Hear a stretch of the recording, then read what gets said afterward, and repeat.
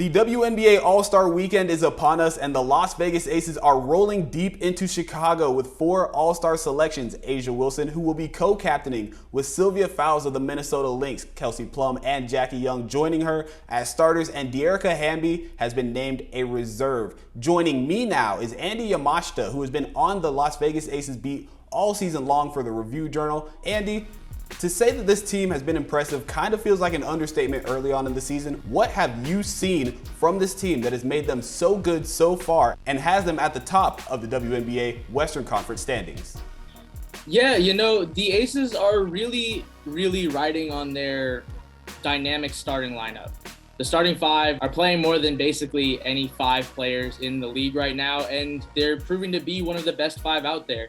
You have obviously the 4 All-Stars, but Chelsea Gray, the point guard, her influence on this team can't be understated either. She's probably up there with one of the bigger All-Star snubs of the weekend. This team in general has so much firepower, and with Becky Hammon's new offensive system, they've really just unlocked a new level of play that this is a team that was a contender a few years ago, and now they're the favorite. Well, you mentioned Becky Hammon. She's in her first year. She's also going to be representing Las Vegas in All-Star Weekend. She's going to be a coach. How has her style influenced this team and brought them to this point? Well, it's a lot more perimeter focused. That would be the most obvious takeaway. Bill Laimbeer's system focused around A'ja Wilson and Liz Cambage, the kind of the Twin Towers approach, was a lot more paint-oriented, get the ball down low, and with the players back to the basket and try and score from the low block. Hammon is a lot more interested in using her shooters. You've seen the impact, especially with Kelsey Plum, the shots she's getting, the looks that Chelsea Gray is getting on the perimeter. Jackie Young has become a three-point shooter and is a candidate for most improved player and probably MVP as well. You just have such a collection of talent in that starting lineup and so much more space on the floor. A'ja Wilson is playing center now, which has worked probably better than people might have thought at the beginning of the season. She's holding up very well defensively. She's still a dominant scorer when they ask her to be.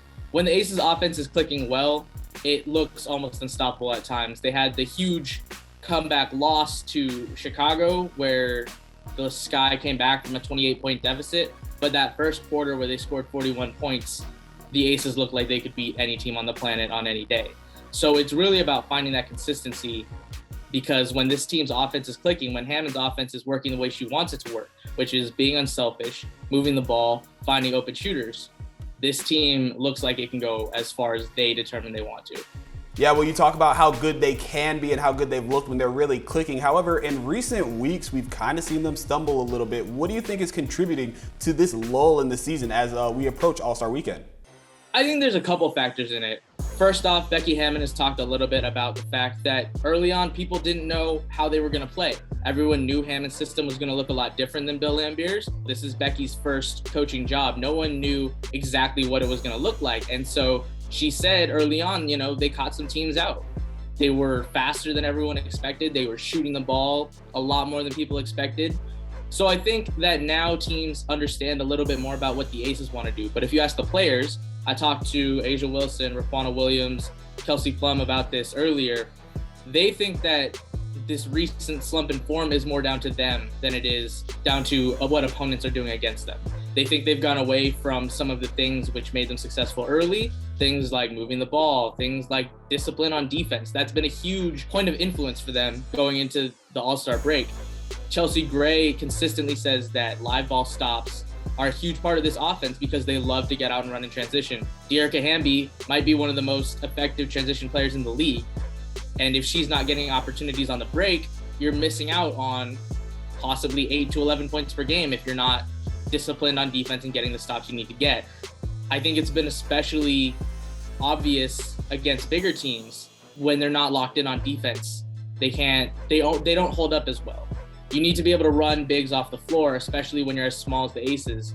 And that requires a lot of help. That requires a lot of awareness. And that requires a lot of, like I said, discipline. And I think that going back to those keys, things that they were doing very well at the beginning of the season, I think that will potentially be the answer to getting them back on track. Well, when we talk about getting them back on track, what can really determine if the Aces are going to bring a WNBA championship to the Las Vegas Strip. You want to see them get back to, like they said, get back to what they were doing well early. Need to see better effort on defense, need to see more focus on defense. The shots will come and go. That's just how it is with them. But I think that, as well as a little bit of contribution from their bench. The minutes the starters are playing right now are starting to look a little unsustainable. And if they can just get 2 or 3 players to contribute well off of their bench, that should be enough to at least get them to the semifinals or get them close to that goal. Who are some of the bench players that you think could really contribute and really dial things in so that they do have a more assured shot at the finals? I think a big part of it is getting Rafana Williams back to her full health. She missed so much time this season with a left foot sprain, and she's back. She's played these last couple games, but you can tell she's still trying to find herself on the court, which is to be expected. She'd only played, I believe, 2 games before she was injured. So I think getting her back and getting her into a rhythm and into a good flow within the offense will be very crucial. I mean, you need something from all of them. It's never going to be one of them is going to go off for 15, 17 points. You're going to need a consistent 5 or 6 from 2 or 3 of those players. And I think that will potentially be the factor that determines how far the Aces can go this season. Is this an MVP season for A'ja Wilson? You'd have to be blind to not consider it one. She's playing at an extremely high level. She's taking less shots. She's more efficient. She's hitting threes. I think, Kelsey Plum will also get some MVP consideration. I think Jackie Young, before her injury, for sure, she was getting looked at as a potential MVP candidate. But everything on this team starts with A'ja Wilson. Kelsey Plum gets the space she gets because people are worried about A'ja Wilson. I think that with how the season's gone so far, A'ja's already racked up like 3 Player of the Week awards and a Player of the Month award. If she's not a top 3 MVP candidate, I don't know who is. Andy, thank you so much for joining me to talk a little hoops. Fans, remember July 10th, this Sunday, the WNBA All-Star game. 4 Las Vegas Aces will be participating. A'ja Wilson, Jackie Young, Kelsey Plum, De'Erica Hamby. Also, Coach Becky Hammon representing Las Vegas as well. Check out everything Andy is writing at lvrj.com. For the Las Vegas Review Journal, I'm Leandre Fox.